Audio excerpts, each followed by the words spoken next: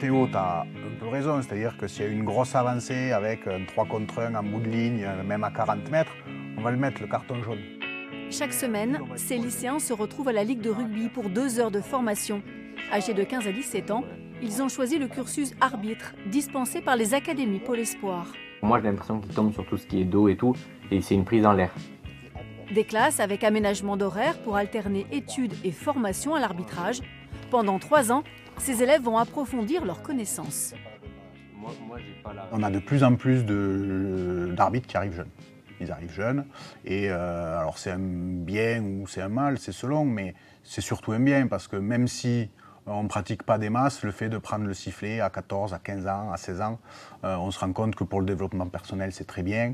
On se rend compte aussi que quand ils arriveront à 18 ans, ils auront peut-être déjà fait 10 ou 15 matchs, ce qui n'est pas négligeable aujourd'hui pour des arbitres qui commencent en tant que mineurs, entre autres.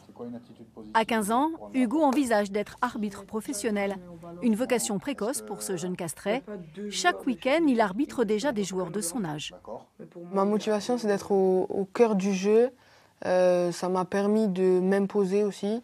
Je trouve ça super passionnant de diriger un match, de connaître les règles et les faire respecter sur le terrain surtout. L'arrivée de ces jeunes va permettre de dynamiser un peu un secteur vieillissant. Dans le Tarn-et-Garonne, 90% des arbitres amateurs sont d'anciens joueurs. Ils suivent une formation continue qui s'organise autour de réunions mensuelles. On mime le mouvement d'un mol qui s'écroule, qui va vers le sol.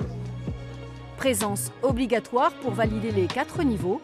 Rémi Liopis, 32 ans, fait partie des nouvelles recrues.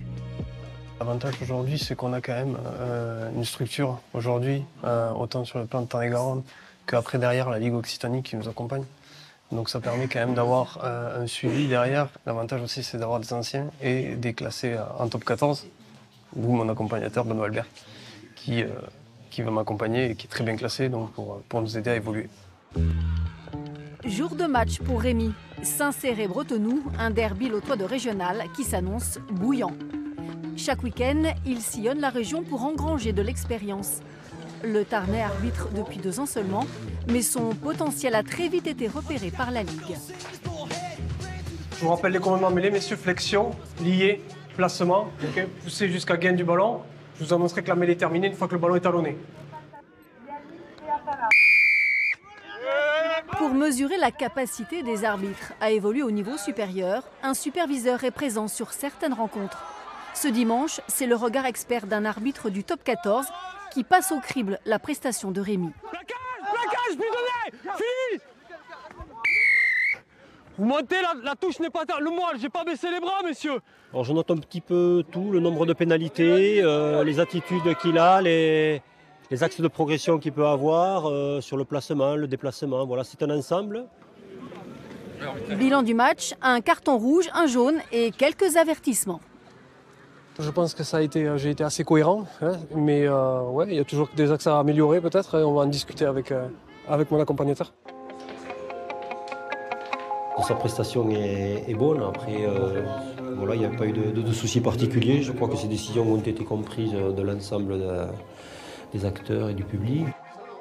Pour Rémi, comme pour les 600 arbitres amateurs d'Occitanie qui officient chaque week-end, la supervision est aujourd'hui un outil indispensable pour améliorer la performance sur le terrain.